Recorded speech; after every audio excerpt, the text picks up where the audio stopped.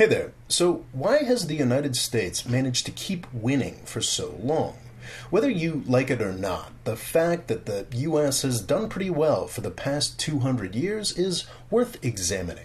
There are about a million ways to look at this issue, and there are a whole bunch of other factors that are really important, but today I'd like to look at the main reason the United States has done so well: immigration.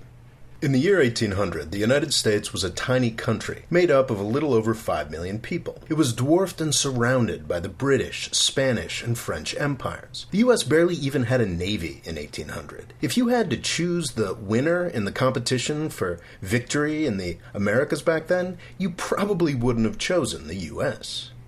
But the United States grew. By 1900, the U.S. had 76 million people, and it had won the battle for North America.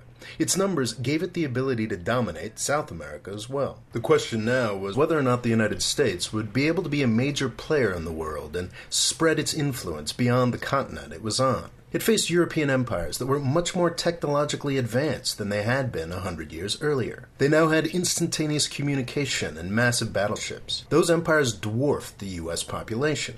But the United States grew. By 1950, the U.S. had 152 million people, and most of those grand empires were falling apart. The question now was whether the U.S. could prevail against its greatest threat ever, the massive Soviet Empire. The Soviets had over 50 million more people than the United States, and tens of millions more in countries they controlled. It didn't look good for the U.S.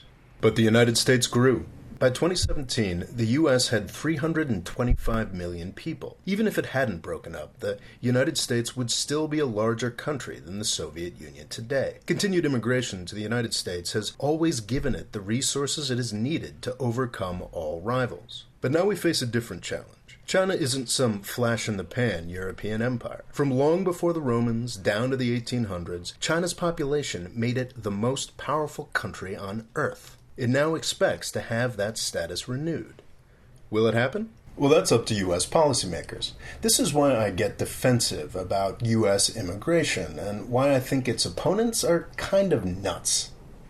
My support for immigration isn't about kumbaya multiculturalism or feel-good diversity stuff.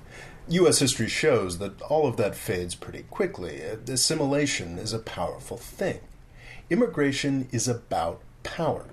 And those who seek to limit immigration to the United States are trying to undermine U.S. power. Immigration to the United States is already at historically low levels, and elements of the Trump administration are working hard to get them even lower. Congress has been able to block Trump's worst ideas so far, but ambitious foreign students are already choosing to go elsewhere. I spent a lot of time mocking Washington, D.C.'s invented threats, but there is one threat that I don't make fun of.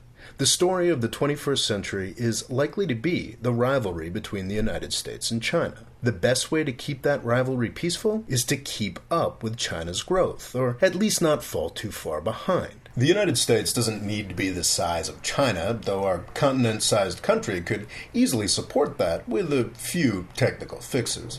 No, the United States just needs to keep pace and stay in the game until China's period of extreme growth ends, which it is already doing. U.S. immigration is U.S. power. Thanks for watching. Please subscribe. And if you'd like to help me keep making videos like this, please click on the Patreon link here to find out how. Thanks.